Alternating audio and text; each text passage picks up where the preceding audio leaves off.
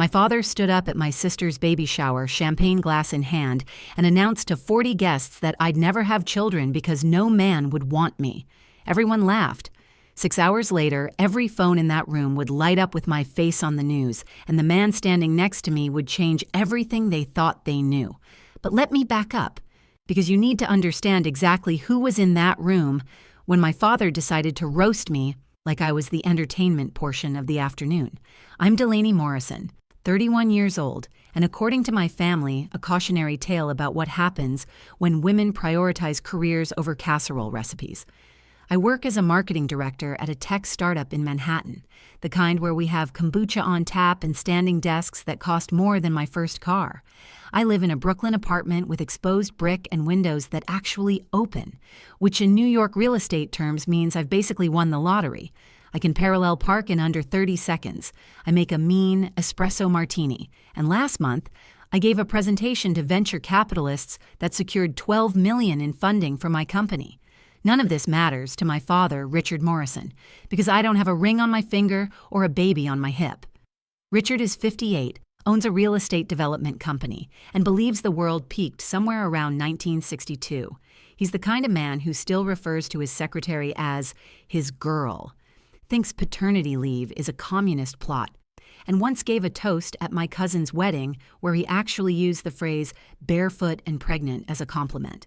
He drives a Mercedes he replaces every 2 years, belongs to a golf club where the youngest member after him is 70, and has strong opinions about everyone else's life choices, especially mine. My mother, Constance, is 56 and has perfected the art of elegant disappointment. She was a teacher before she married Dad, taught 3rd grade for exactly 2 years before he convinced her that his success meant she didn't need to work. Now she spends her days redecorating rooms that don't need redecorating, hosting book clubs where they drink more wine than they discuss books, and sending me articles about fertility declining after 30 with subject lines like, "Just thought this was interesting." Then there's my sister, Waverly, 28 and 7 months pregnant with her first child.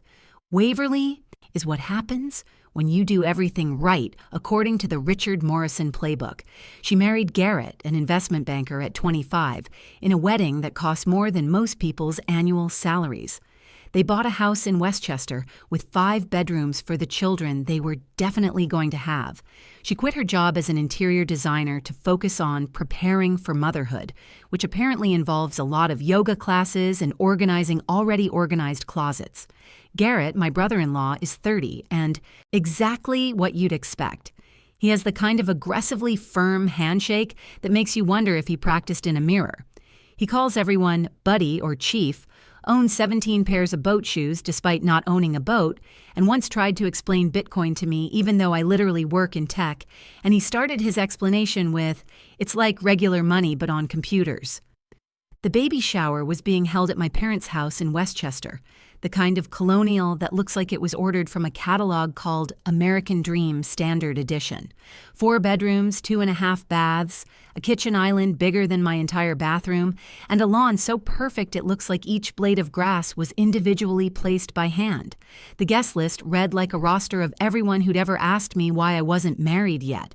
There was my Aunt Patricia, who once cornered me at Christmas to explain that men don't like women who are too smart.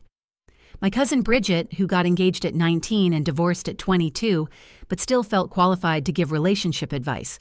Waverly's friends from her mommy-to-be yoga class, all sporting matching Lululemon and diamond rings that could double as weapons. And then there were my parents' friends, women who'd given up careers to raise children, and now spent their time wondering loudly why I hadn't done the same. They looked at me like I was a science experiment gone wrong, proof that letting women into the workforce was a mistake. This was the audience my father would perform for, the jury that would laugh at his jokes about my empty womb and emptier ring finger.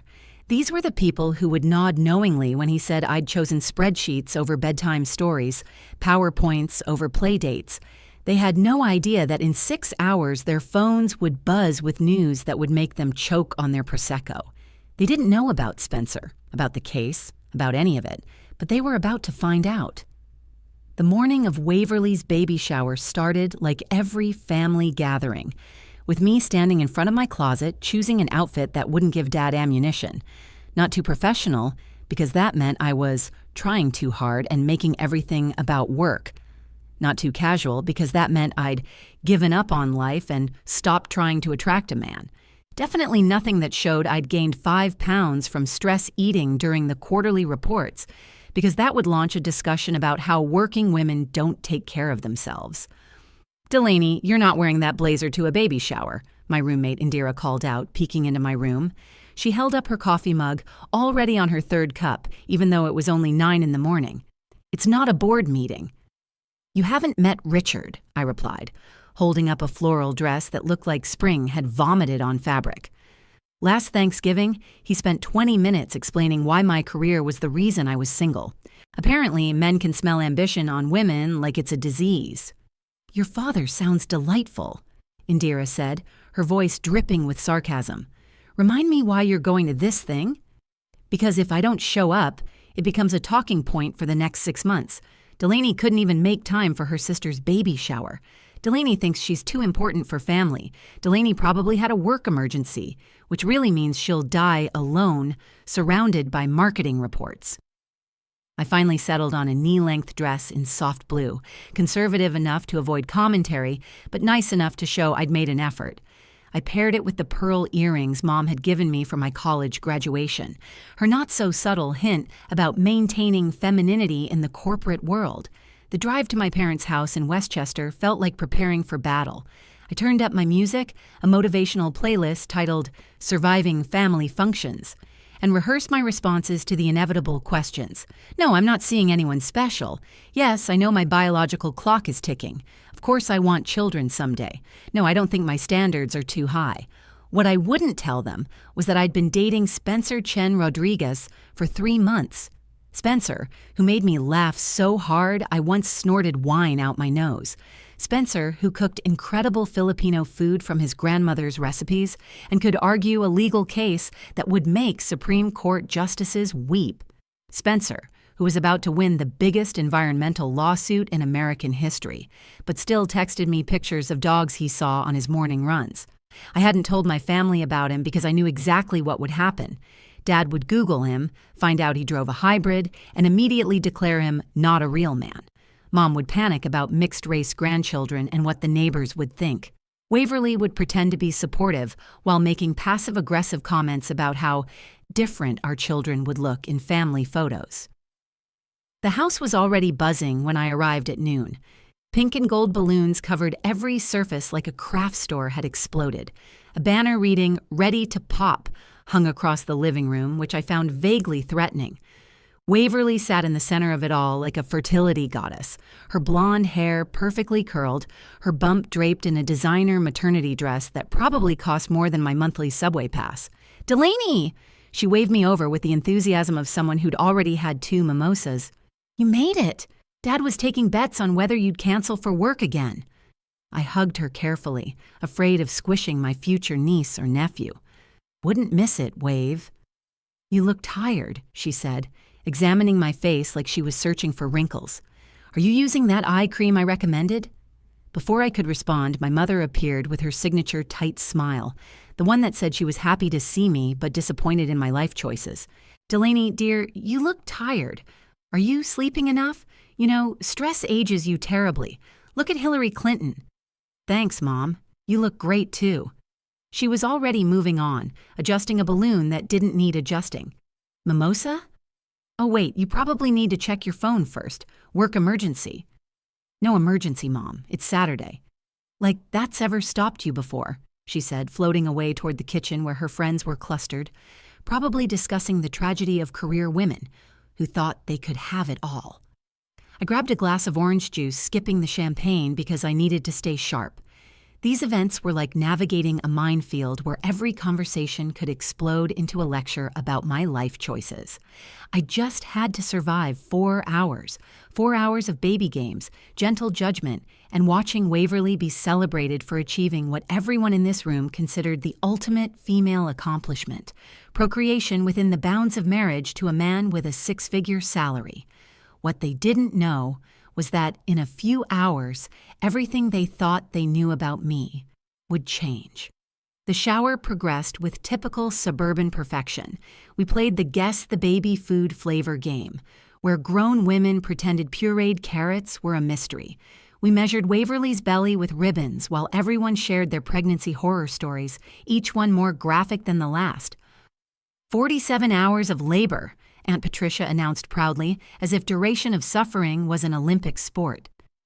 I stayed busy helping Mom in the kitchen, refilling platters of finger sandwiches that no one was eating because carbs were apparently the enemy. The kitchen was my safe zone, away from the cluster of Waverly's married friends comparing birth plans and nursery themes. So modern. Having a baby shower before you even know the gender, one of them said, picking at a cucumber sandwich. We're doing a reveal party next month. We hired a company that releases butterflies. Pink or blue butterflies? Another asked seriously. The butterflies carry colored powder, she explained. Like this made perfect sense. I escaped to the bathroom where I checked my phone. Spencer had sent a photo of himself at his office, surrounded by law books and empty coffee cups. Final prep for Monday's press conference, missing you. How's the suburban warfare? Surviving, I texted back. Someone just explained butterfly gender reveals. Nature is weeping. 2 more hours, then you're free. Chinese takeout tonight? Thai, I corrected. I'm going to need pad Thai to recover from this. When I returned to the living room, they'd moved on to opening gifts. Waverly squealed over each tiny outfit, holding up onesies with sayings like, Daddy's Princess and Future CEO. That one was from me, which earned a look from Dad. Then came the toast portion of the afternoon. This wasn't supposed to be part of the program, but Richard Morrison never met a captive audience he didn't want to address. Dad stood up, his bourbon-flushed face beaming at Waverly. He'd switched from beer to bourbon around gift number 15, never a good sign. I want to say a few words about my beautiful daughter. The room quieted, everyone turning toward him with the anticipation of people who knew Richard gave memorable speeches, though not always for the right reasons. Waverly has always understood what's important in life, he began, his voice taking on that tone he used when he thought he was being profound. Family, tradition, the natural order of things. She didn't waste time trying to prove she could compete with men in the boardroom. She knew her worth wasn't measured in salary figures or job titles. I felt my jaw clench. Here it came. At least one of my daughters understood that career comes second to family, he continued, his eyes finding me across the room. A woman's greatest achievement isn't a corner office. It's creating life, nurturing a family, supporting her husband's dreams while building a home. The room murmured approval. Someone actually said, Amen, like this was church. Now Delaney here. Dad gestured toward me with his glass, bourbon sloshing dangerously close to the rim. She's got her fancy job, her city apartment, her important meetings, but let's be honest, she'll never have this. He pointed at Waverly's bump like it was a trophy. No man wants a woman who puts Excel spreadsheets before family dinners, who answers emails during dates, who thinks a promotion is more important than a proposal. The laughter was louder this time, uncomfortable but real. My cousin Bridget actually snorted. Waverly's friend with the butterfly gender reveal nodded knowingly. Richard, my mother said quietly, shaking her head but not really stopping him. She had that look she got when Dad was being embarrassing, but she didn't want to make a scene. What? I'm just being honest. Someone needs to say it. He was building momentum now, the way he did when he thought he was dispensing wisdom. Delaney's 31. The clock's ticking louder than her keyboard.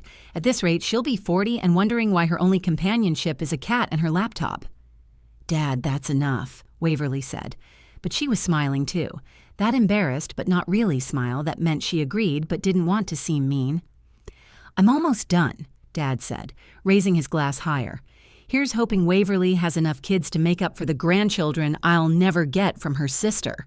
To Waverly, who understood that the best thing a woman can do with her education is raise the next generation. Everyone raised their glasses, everyone except me. I stood up. I'll get the cake ready. See? Always working, Dad called after me, getting one final laugh. In the kitchen, I gripped the counter and counted to 10, then 20, then 30. My phone buzzed. Spencer texting, "How's the shower? Surviving the family?" I typed back, Dad just told 40 people I'll die alone with my spreadsheets. Want me to come get you? Number, I'm fine. Talk later. But I wasn't fine. I was 31 years old, successful, happy, and secretly dating someone wonderful. And my father had just reduced me to a cautionary tale about women who dared to want more than a wedding ring and a mortgage in the suburbs. I stayed for the cake cutting, smiled for the photos, and helped clean up. My face hurt from the fake smile I'd worn like armor for the past 2 hours. I even managed to laugh when Aunt Patricia pulled me aside to tell me about her friend's son, a podiatrist who was ready to settle down and didn't mind career women as long as they knew when to prioritize. He's 37 and lives with his mother right now, but only temporarily, she assured me, just until her hip replacement heals. He's very devoted to family. Sounds great, Aunt Pat. Send me his info. I wouldn't even open the email. By 7 that evening, I finally escaped. The drive back to Brooklyn felt like emerging from underwater. I rolled down all the windows despite the cool air, letting the highway wind whip away the smell of baby powder and judgment. Spencer was waiting at my apartment with takeout from our favorite Thai place. He'd already set the table, lit the candles we usually saved for special occasions, and opened a bottle of wine that definitely cost more than we typically spent. You didn't have to do all this, I said, collapsing onto the couch without even taking off my shoes. Yes, I did. He sat down next to me, pulling me close. Show me the damage. I handed him my phone, opened the family group chat. The photos from the shower were already posted, Waverly glowing in the center of every shot, me hovering at the edges looking tired and overdressed. Someone had captioned one, "The aunt who'll spoil the baby with expensive gifts since she won't have her own kids." My cousin had added crying laughing emojis. Even my mother had hearted it. That's it, Spencer said, setting down my phone with more force than necessary. We're telling them. Spencer, no, you don't understand what they're like. I understand perfectly. He stood up, pacing the way he did when he was preparing for court. Your father's a bully who thinks the 1950s were the peak of civilization. Your mother enables him because it's easier than standing up to him. Your sister benefits from being the golden child, so she plays along. And you keep hoping that if you achieve enough, accomplish enough, they'll finally see your worth. That's not fair, I started, but he wasn't done. Delaney, we've been together 3 months. 3 months of sneaking around like we're having an affair instead of a relationship. I love you. I actually said it first, remember? 2 weeks ago, when you were nervous about your presentation. And you said it back, but your family doesn't even know I exist. He was right. Spencer had said, I love you while I was stress-eating cookie dough at midnight, convinced I was going to fail my presentation. He'd said it casually, like it was just a fact, like the sun rising or water being wet. You're going to nail this presentation because you're brilliant, you're prepared, and I love you.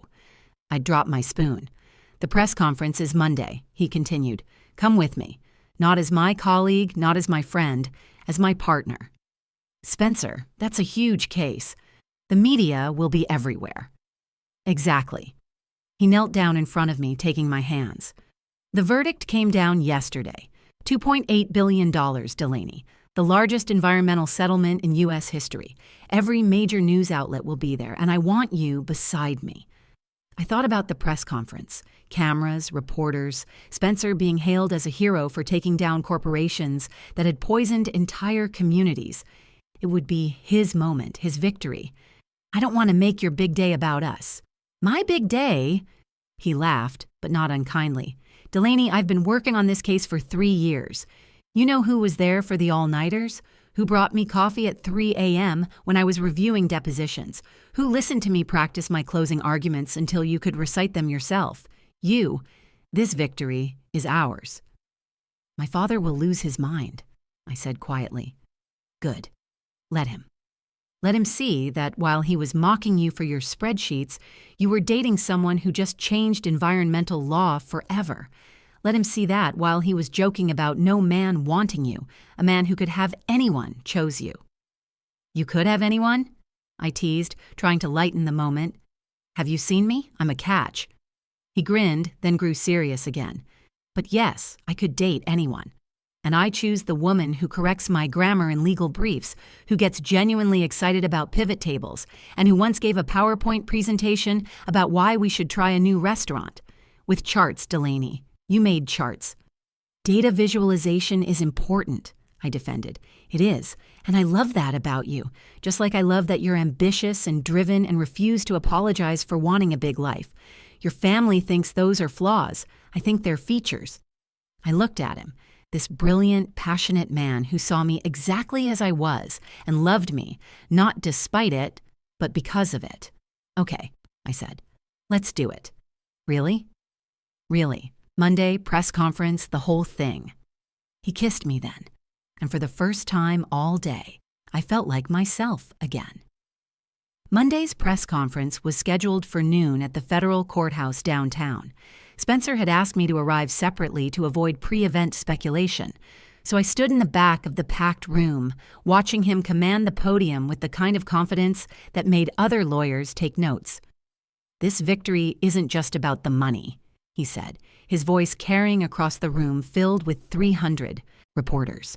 "It's about accountability. For too long, Brennan Industries, Covington Chemical, and Stanton Manufacturing believed they could poison communities without consequence.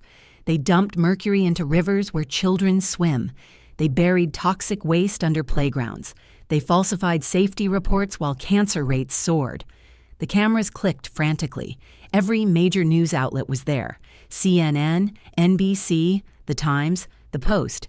Spencer had worn his lucky tie, the one I'd given him after our second date when he mentioned his old one had a coffee stain he'd been hiding for years. The $2.8 billion settlement will fund medical care for victims, environmental cleanup, and ongoing monitoring for the next 30 years, he continued. But before we take questions, I have something personal to share. My heart started racing. We'd discussed him mentioning me, but the way he paused, the way he smiled, something was different. None of this would have been possible without my partner, Delaney Morrison. He gestured to me, and suddenly 300 faces turned in my direction. "Delaney, would you join me up here?" My legs felt like jelly as I walked to the podium. Cameras swiveled to track my movement. Spencer took my hand when I reached him, and I could feel it trembling slightly. Spencer Chen Rodriguez, who had just won against 3 corporate giants, was nervous.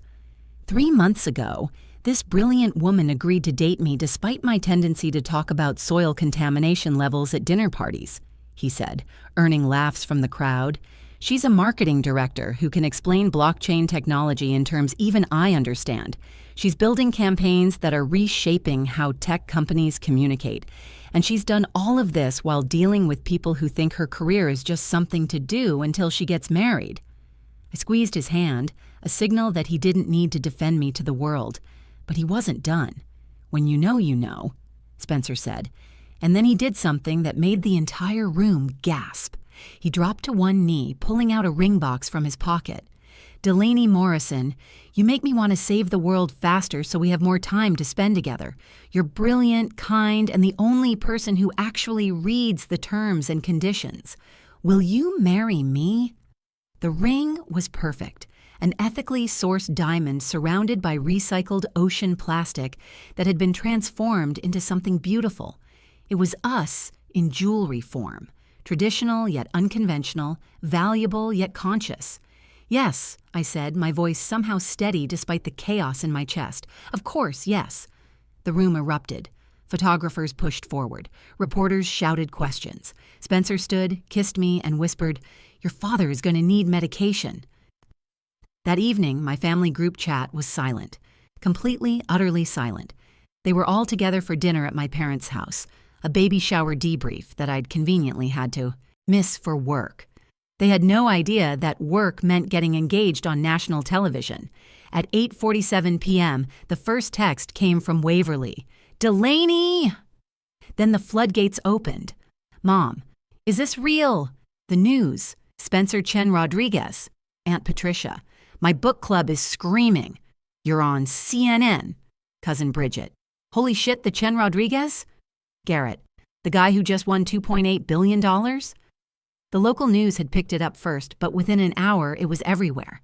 Environmental lawyer's romantic courthouse proposal goes viral. Love and Justice $2.8 billion victor proposes at press conference. Meet Delaney Morrison, the woman who won the heart of America's new legal hero. My phone rang. Dad. Delaney Grace Morrison. What the hell is this? Hi, Dad. I'm engaged. To a man who just won $3 billion? $2.8 billion. And he didn't win it personally. It goes to environmental cleanup and victim compensation. You've been dating him? The Spencer Chen Rodriguez? The one who was just on 60 Minutes? 3 months now, we kept it quiet for professional reasons. The silence stretched so long I checked to make sure the call hadn't dropped. I could hear voices in the background, Mom asking what was happening, Waverly saying something about checking Instagram. Why didn't you tell us? His voice was smaller than I'd ever heard it, deflated like a balloon losing air. You told 40 people yesterday that no man would want me, Dad. You've spent every family gathering for 5 years telling me I'm going to die alone. Why would I share something precious with someone who'd just mock it? I wouldn't have mocked Spencer Chen Rodriguez, he said, missing the point entirely. You would have mocked Spencer, the environmental lawyer who drives a hybrid and cares about carbon footprints. The only difference now is that he's famous. Another long silence. Then, bring him to dinner tomorrow. Your mother is having a nervous breakdown. The family dinner turned into chaos before we even arrived. Spencer and I sat in his Tesla in my parents' driveway for 5 minutes, watching the curtains twitch every time we moved. They're all watching us, I said. Let them watch, Spencer replied, leaning over to kiss me. Give them something to talk about. The front door opened before we could knock. Dad stood there in his best suit, the one he wore to closings for multi-million-dollar properties. Spencer Chen Rodriguez, he said, extending his hand like he was meeting royalty. I know who you are. The whole world knows who you are. Richard Morrison, Spencer replied, shaking firmly. Delaney's told me a lot about you. Has she? Dad's smile faltered slightly. We sat in the living room where 48 hours earlier I'd been the punchline to his jokes. Mom served coffee with shaking hands, using the china we only brought out for Christmas. Waverly waddled in, eyes wide, looking at Spencer like he was a celebrity, which technically he now was. So, Dad finally said, an environmental lawyer. That's right. Delaney says you drive a hybrid. A Tesla, actually, though I bike when possible. A bicycle. Dad said it like Spencer had announced he traveled by unicorn. Great for the environment and cardiovascular health, Spencer said cheerfully. I've actually been researching the environmental impact of real estate development. Fascinating stuff. Did you know the construction industry accounts for 39% of global carbon emissions? Dad's face went through several colors. Is that so? Oh, yes, but there are incredible opportunities for sustainable development. Green buildings, solar panels, recycled materials. The future of real estate is environmental consciousness. Companies that don't adapt will be left behind. Mom finally found her voice. Spencer, that ring is unusual. Is it an heirloom? Actually, the band is made from recycled ocean plastic. The diamond is lab-grown, identical to mined diamonds, but without the environmental devastation or human rights violations. Delaney loved the symbolism, taking something discarded and transforming it into something beautiful. Ocean plastic, Mom repeated faintly. How modern. Delaney says you're Filipino.